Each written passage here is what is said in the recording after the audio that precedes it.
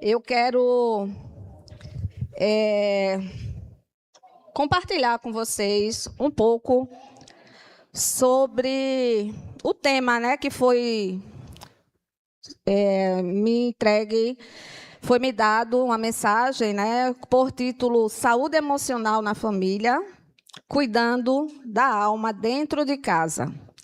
Então, assim, nós vivemos em dias que muitas pessoas estão sorrindo por fora, mas por dentro estão com o coração entristecidos, né? E famílias aparentemente desestruturadas, mas emocionalmente cansadas, com a alma abatida.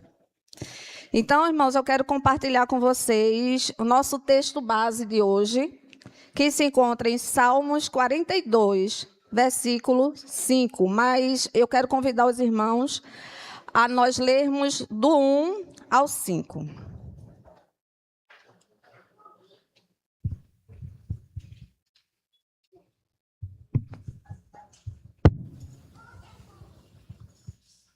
Amém? Como um servo brama pelas correntes das águas, assim suspira a minha alma por ti, ó Deus. A minha alma tem sede de Deus, do Deus vivo. Quando entrarei e me apresentarei entre a face de Deus. As minhas lágrimas servem-me de mantimento de dia e de noite, porquanto me dizem constantemente: onde está o teu Deus? Quando me lembro disso, dentro de mim derrama minha alma, pois eu havia ido com a multidão, fui com eles à casa de Deus, com a voz de alegria e louvor, com a multidão que festejava. Por que estás abatida, ó minha alma? E por que te perturbas em mim? Espera em Deus, pois ainda o louvarei na salvação da sua presença. Senhor, eu quero te louvar e te agradecer por esta palavra, ó Pai.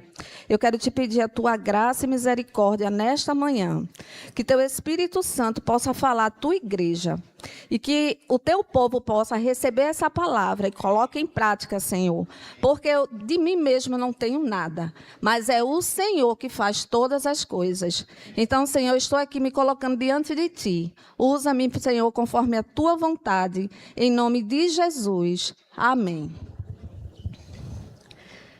Então, irmãos, o Salmo 42, ele traz sobre o salmista. Desculpa, irmãos, eu estou nervosa. Mas vai sair. Esse salmo, ele fala um pouco sobre a angústia do salmista, né? E esse salmo, muitos dizem que foi Davi que escreveu. Alguns estudiosos falam que foi o rei Davi. Mas esse salmo, ele foi escrito por um dos filhos de Corá. E este retrata o anseio profundo da alma do salmista. E segundo os estudos, possivelmente o salmista estava privado de estar nos cultos, e tudo indica que ele trabalhava na música, no templo. E ele estava exilado, por algum motivo, né? Ele estava exilado no norte de Israel e cercado pelos inimigos. E esse capítulo 5 fica bem claro a sua angústia quando ele clama: por que estás abatido, ó minha alma? Por que te perturbas dentro de mim? E assim como o salmista, muitas vezes nós também nos encontramos assim, com o coração angustiado, com a alma abatida, né? E não conseguimos nem falar de tanta dor. Então, o interessante é que o salmista, ele reconhece a sua dor emocional, mas em nenhum momento ele perde a fé. Ele não esconde a sua angústia, ele não finge estar bem, ele não espiritualiza a dor, dizendo que nada estava acontecendo, mas ele rasga o coração diante do Senhor, né, e diz que o coração dele está aflito e que as suas emoções estão perturbadas. E assim, né? Mesmo ele estando naquele sofrimento, com o coração angustiado, ele declara: mas ainda o louvarei. E isso nos ensina algo poderoso. Reconhecer a dor não significa ausência de fé. Mas aí eu queria falar com vocês um pouquinho, entender o que significa a alma. E quando a gente vai para a perspectiva da psicologia, a palavra psique, ela se refere à alma, à mente, onde estão os centros das emoções, que estão ligadas aos sentimentos, aos pensamentos e à vontade humana. E aí, nós podemos ler agora o texto em Provérbios, por favor. Provérbios 4, 23, que também é o texto base.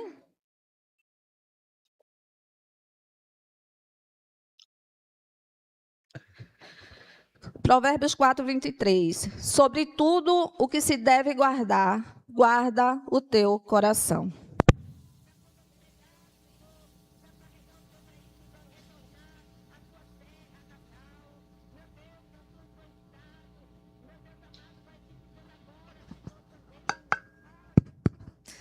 E esse texto em Provérbios é de um pai aconselhando o filho, né? E ele diz assim ao filho: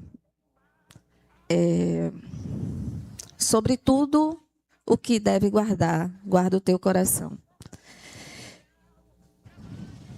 O pensamento aqui, em hebraico, o coração era entendido como sede do conhecimento, centro das emoções, centro das decisões, fonte das intenções humanas.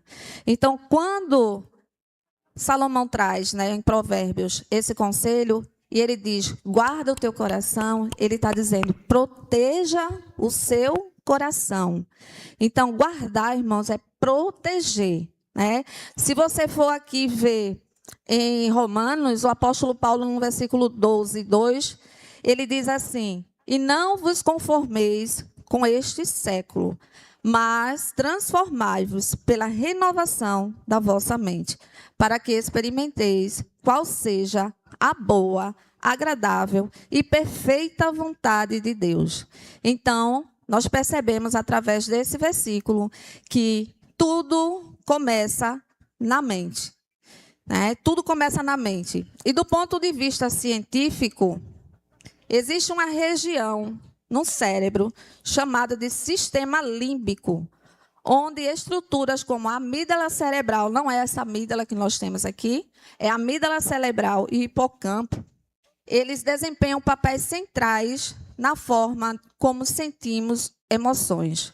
O cérebro ele interpreta estímulos associados às memórias e desencadeia respostas emocionais. E aí, onde é que fica o coração nisso, né? O coração entra como parte da resposta física. Como assim? Eu sinto, né? Eu penso, e a partir do momento que eu penso, o cérebro vai responder com estímulos, e aí eu sinto no coração e sinto no corpo todo. Então, o coração acelera os batimentos, aperta o peito, dá aquele frio na barriga, tremores. Por isso, parece que as emoções a gente sente no coração. As emoções, ela, como eu disse, nascem no cérebro, são sentidas no corpo inteiro. E o interessante é que a Bíblia, né, a gente percebe que a Bíblia está escrita há milhares de anos, mas ela já reconhecia a profundidade das emoções humanas, e muitas dessas emoções sentimos com a sobrecarga, e muitas delas são carregadas de feridas emocionais. Então, antes de eu entrar no tema da mensagem, eu precisava trazer para vocês um pouquinho o que significa a alma, sobre o coração, como o coração, como o sistema límbico libera essas emoções e como surgem as feridas emocionais. Essas feridas emocionais, elas surgem na infância. A primeira infância, ela se dá dos 0 aos 6, 7 anos de idade. E é uma faixa extremamente importante, porque é nela que começamos a nos construir. Nós construímos a nossa identidade, a nossa autoestima, a forma como nos enxergamos e a maneira como nos relacionamos no futuro. Nessa fase, a criança precisa ter as necessidades especiais básicas, necessidades básicas atendidas, como carinho, proteção, afeto, amor, segurança e validação emocional. E quando uma dessas fases, dessas necessidades, elas não são atendidas, pode surgir carências afetivas. E muitas vezes essa carência é levada para a vida adulta, quando não é tratada. Ela pode afetar os relacionamentos, casamento, autoestima, vínculos afetivos, confiança nas pessoas. E é como se você estivesse usando uma lente de um óculos. Você enxerga através dessas feridas emocionais. Mas eu queria agora também trazer um pouquinho sobre a figura paterna e a figura materna nessa relação, para poder a gente avançar. A função paterna, que ela pode ser exercida tanto pelo pai como por um responsável, um avô, um tio, que possa paternar essa criança, ela vai ajudar na construção da identidade, como eu já falei, autoestima, segurança. Essa figura paterna, ela normalmente representa uma direção, limites, regras, responsabilidades e um convívio social.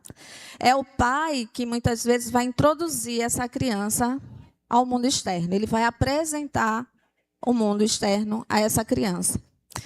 E aí a ausência paterna, essa ausência emocional dessa figura tão importante, se ela não for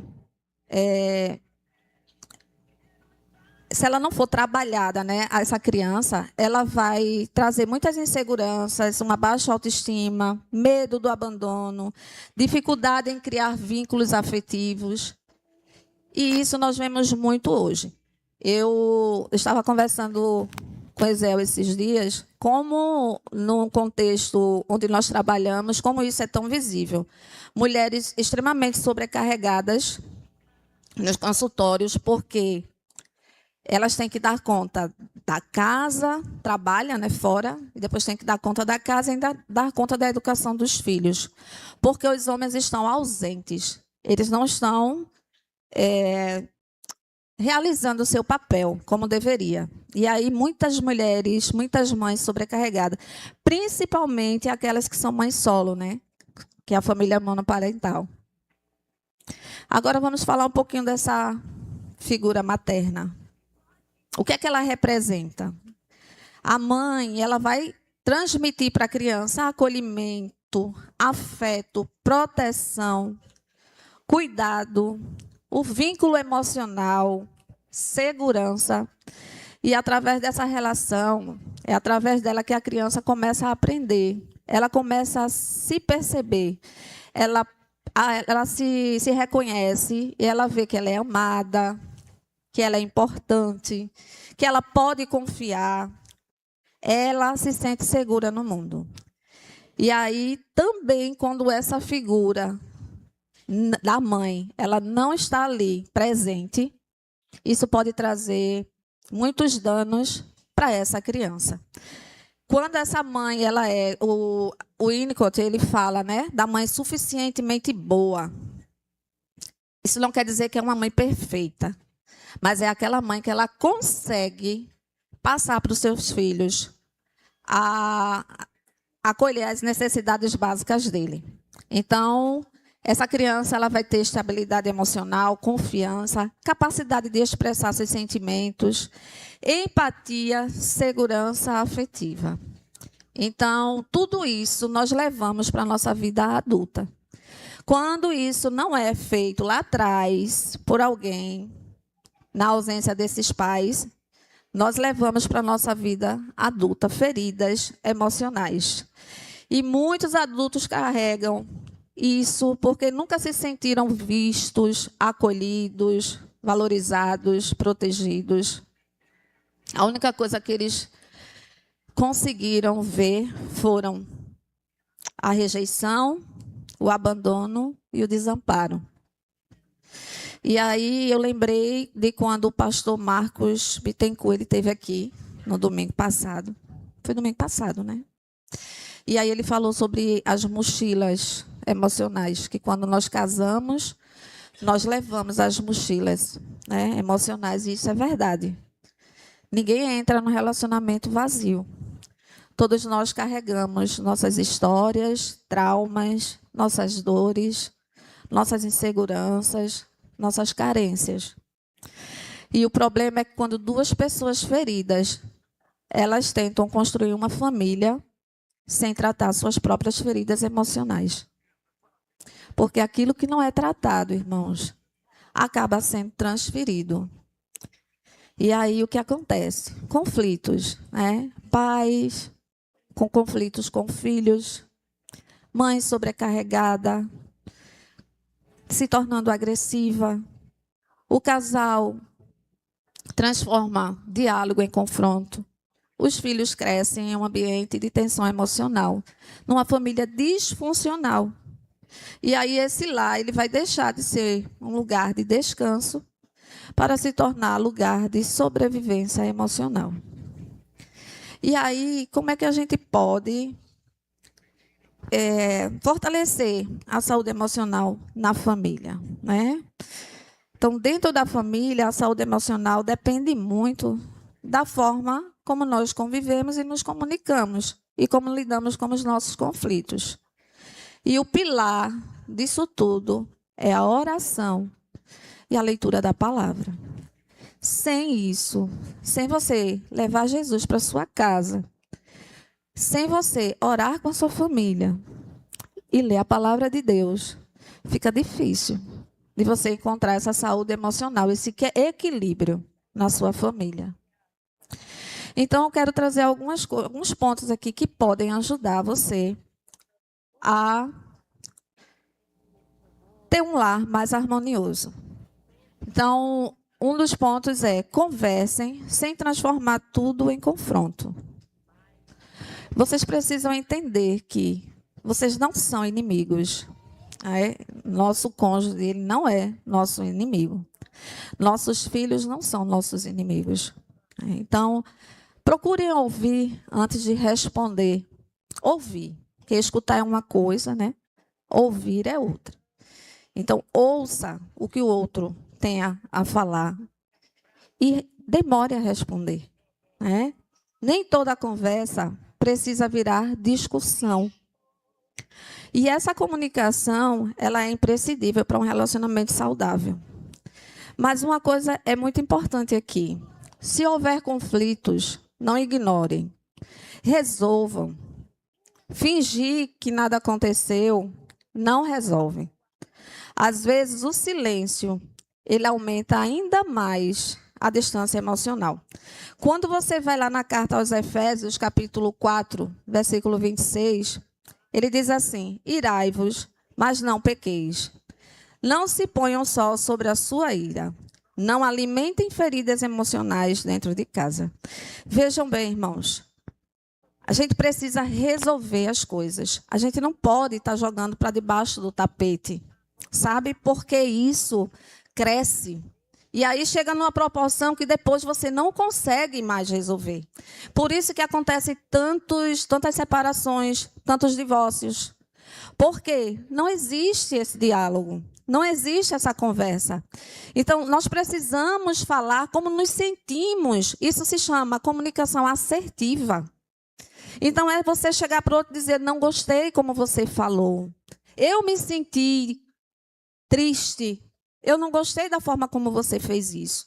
Então, o outro precisa saber o que está doendo, né? E você precisa ser maduro o suficiente para entender, né, as fraquezas do outro, as vulnerabilidades do outro. E quando isso não acontece, aí a família termina chegando a um ponto que não dá mais para conviver. Então, aí não vai adiantar casados para sempre, não vai adiantar encontro de casais, Se você não quiser fazer a sua parte, você precisa ter responsabilidade afetiva. Responsabilidade afetiva, irmãos, é muito sério. Então, vocês precisam entender isso nessa manhã. Respeitar os limites individuais, mesmo em família, como casal. Vocês precisam respeitar os limites individuais de cada um. Então, ter um tempo para descansar, para respirar, para ter momentos próprios, ler um livro. Né? Às vezes o marido chega estressado em casa, e aí a mulher já chega, né? Ah, porque isso, porque o cachorro, porque o menino, porque a conta de luz, porque faltou pão. Espere, deixa ele chegar, deixa ele descansar. Depois você vai lá e pergunta como é que foi seu dia. Né? O pai também, da mesma forma, aí chega em casa, e aí chuta o cachorro, né? E briga, e xinga. Chegue. Respeite o limite do outro. Isso é muito importante, né? Relacionamentos saudáveis também respeitam a individualidade. Ezequiel, quando ele chega em casa, ele precisa dormir das 18 até as 19 horas. E eu já sei. Ele chega, aí já toma o banho dele quando ele não vem para a igreja, né? E toma o banho, aí ele vai para o sofá e ele fica ali dormindo. Aí eu deixo ele lá. Depois ele acorda e aí nós vamos conversar, saber como foi o dia, o que é que aconteceu. Agora, quando eu estou também, que ele chega aqui e vê que meu rosto não está muito legal, né? Que eu estou muito séria, aí ele nem chega perto, né? Ele nem chega perto, porque ele diz que a Bíblia manda fugir da aparência do mal. Aí ele já se afasta. Aí depois ele vem com calma, dá um cheirinho, aí diz, como é que você está? E eu não estou bem. Ele, por que você não está bem? Aí a gente vai conversar e a gente se resolve, mas é isso. Você precisa saber o termômetro, né? O termômetro a gente percebe. Então, isso aí a gente vai aprendendo a lidar. Dividam as responsabilidades. Quando todo o peso da casa fica concentrado em uma única pessoa, isso gera ressentimento, esgotamento, sobrecarga emocional. Então, família é parceria. Né? Hoje, muitas mulheres trabalham fora, o homem também. Então, chegar em casa é parceria. Outra coisa, filho é responsabilidade dos dois, não é só da mãe. Ah, meu marido ajuda muito. Olha, meu marido me ajuda muito com meu filho. Não, ele não ajuda, não. É a responsabilidade dele. Né? É paternidade. É ajudar também com o filho. Evitem comunicação agressiva. Evitar ironias, né? Críticas. Isso fere muito as críticas. Não tem nenhum elogio, é só crítica. Então, procure elogiar mais. Os gritos, né? E a agressividade, muitas vezes, isso desgasta lentamente o ambiente familiar. E olha só, palavras têm poder. Então, assim, palavras elas podem curar, mas elas também podem ferir profundamente. E tem palavras que é pior do que você levar uma tapa. Tem palavras que matam, irmãos. Palavras ferem. Então, muito cuidado no que vocês vão falar com os seus familiares. Tenham momentos leves, comam juntos. Não é um está na cozinha e o outro está na sala comendo com o celular ou sentado na frente da televisão. Comam juntos, façam as refeições juntos. Assista algo em família. Crie memórias afetivas com seu filho, com seus filhos. Aprendam a pedir desculpas. Reconhecer erros diminui tensões e evita mágoas acumuladas. O orgulho destrói. O orgulho destrói relacionamentos. E a humildade, ele a restaura. Então, assim, reconheça o erro. Isso não é sinal de fraqueza. Isso é humildade. E cuidem da saúde emocional de seus filhos. Como eu falei no começo, tudo é lá na infância. Tudo começa lá atrás. Freud já dizia, Freud era muito sabido, né? Ele já falava, é infância. Então, tudo é lá atrás. Então, cuide da saúde emocional dos seus filhos. Lembre-se que a criança, pequenininho assim, ó, como as meninas de Meire, né? Pequenininhos assim, eles percebem as coisas, viu? Eles percebem. Eles percebem o clima em casa. Eles percebem a tensão, as brigas, a frieza entre o casal, o silêncio.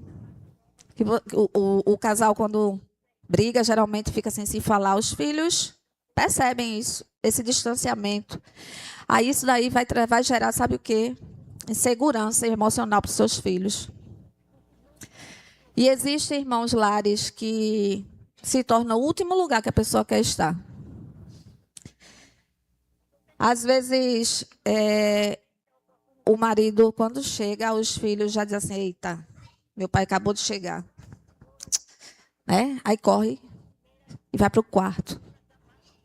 Né? A mãe, pronto, chegou. Ou até o marido não tem vontade de voltar para casa. Ou a mulher também não tem vontade de voltar. Só que a sua casa precisa ser um pedacinho do céu. A sua casa precisa ser um lugar onde as pessoas se sintam acolhidas e amadas. Porque se você não acolher os seus filhos, o mundo está aí para acolher. E eles vão acolher de uma forma totalmente diferente. Então, está na hora de despertar. Muitos adolescentes na clínica, isolados no quarto. Ah, meu filho é uma bênção, vive no quarto. Mas o que é que ele está fazendo no quarto, hein? Qual é o conteúdo que ele está consumindo ali? Vocês já pararam para pensar? Quem é que está do outro lado falando com seu filho? Irmãos, isso é um perigo. É um perigo. Adolescentes que não sabem o que querem. Tipo, é assim que fala, ah, tia? Tipo, né? Quando a gente vai conversar com eles, só quer saber de TikTok, está na rede social, não lê um livro. E aí, como é que a gente está educando nossos adolescentes, nossos filhos? E tem mais uma que eu vou deixar aqui para vocês, né, como um alerta também. É que vocês precisam buscar ajuda. Se vocês não estão conseguindo lidar com esses conflitos internos sozinhos, busquem ajuda profissional. Não é justo, irmãos, que nossos filhos sofram porque nós não somos pessoas saudáveis emocionalmente. Nós precisamos cuidar da nossa vida emocional. Eu não ia falar sobre isso, mas eu preciso falar um pouco sobre a minha história, rapidamente, porque eu sei que o tempo é curto. Eu sou filha mais velha. Minha mãe tem 2 filhas, sou a mais velha. Meu pai tem vários filhos, né? Mas eu sou filha mais velha da minha mãe. E quando eu tinha 3 anos, e minha mãe estava grávida da minha irmã, o meu pai, ele nos abandonou, né? Ele foi viver a vida dele, minha mãe recebeu uma carta dizendo, olha, me esqueça, porque minha mãe estava em São Paulo, adoeceu, precisou vir para cá para cuidar da gestação dela. E quando minha irmã nasceu, ela recebeu essa carta dizendo, me esqueça, eu não...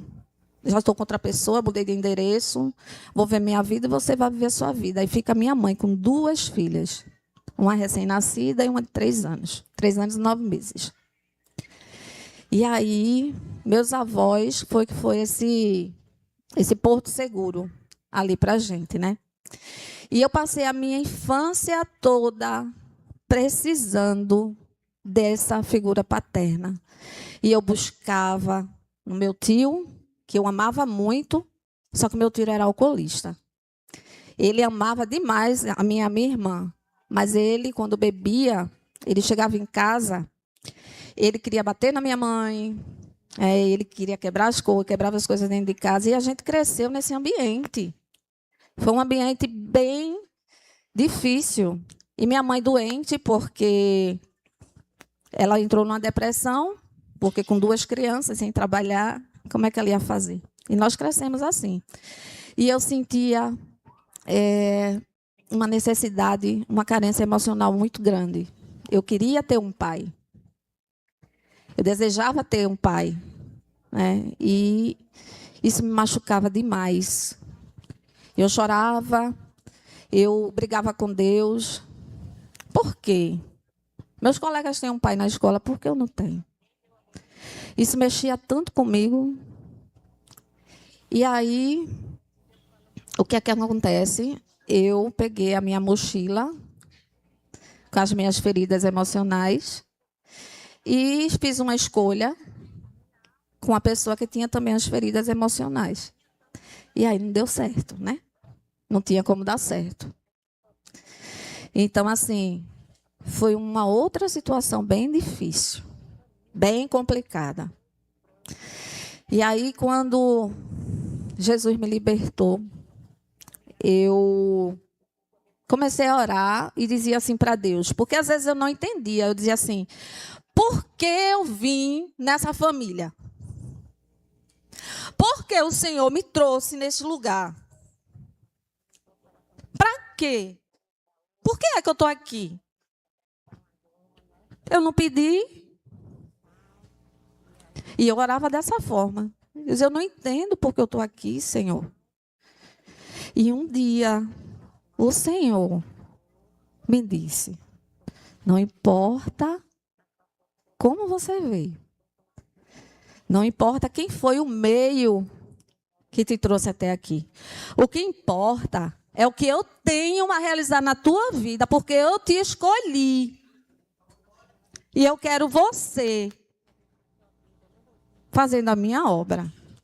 E aí a paternidade do Pai me alcançou. E hoje eu entendo que se aconteceu daquela forma, porque foi permissão do Senhor. Ele queria que eu estivesse aqui. Então, não importa quem foi o pai, se não assumiu. Então, assim, encontrei meu pai, tá? Para quem não sabe, encontrei meu pai. Nós conversamos sobre isso tudo. Ele pediu perdão, perdoei, ele seguiu a vida dele, eu segui a minha vida. Durante muito tempo eu demorei a processar, mas graças a Deus deu tudo certo. E eu decidi estudar, fazer psicologia para ajudar outras pessoas. Então, assim, nós estamos aqui porque Deus tem um propósito para cada um de nós. Então, eu quero perguntar para você, por que é que você está abatido ou abatida hoje? Homens e mulheres de Deus também choram, também se cansam, enfrentam ansiedade, passam por conflitos internos e sentem dores emocionais.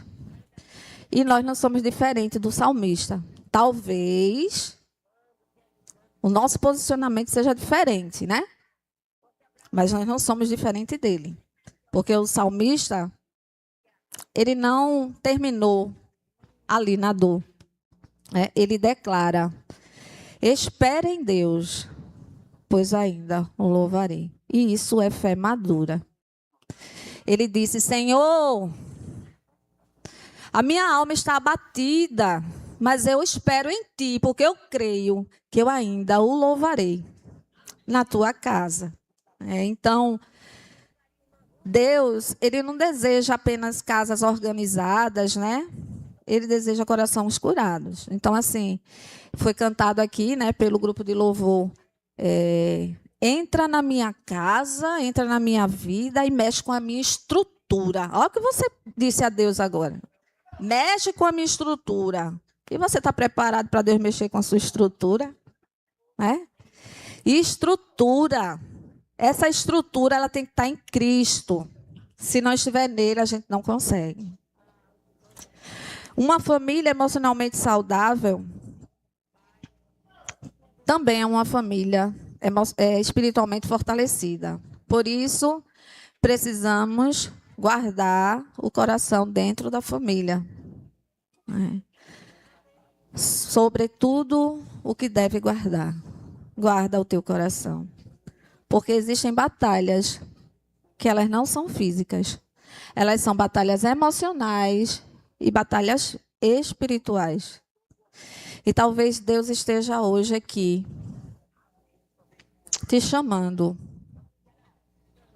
para que você mude a sua atitude, que você aprenda a perdoar. É difícil a gente perdoar quem nos machuca, mas a gente precisa perdoar. E você precisa permitir que Deus cure as suas emoções antigas. Irmãos, o passado é algo que também machuca muito. Deixa o passado, esqueça das coisas que já passaram.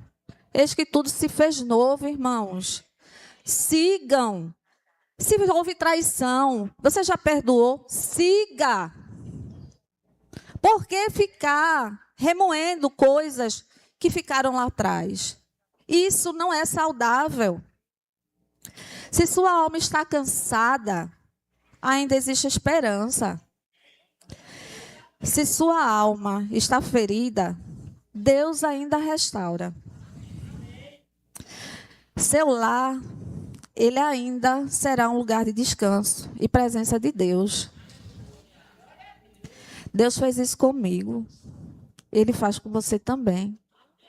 Uma casa que não tinha paz, hoje tem paz. Minha família é uma bênção. E a sua também. O Espírito Santo de Deus está aqui nessa manhã.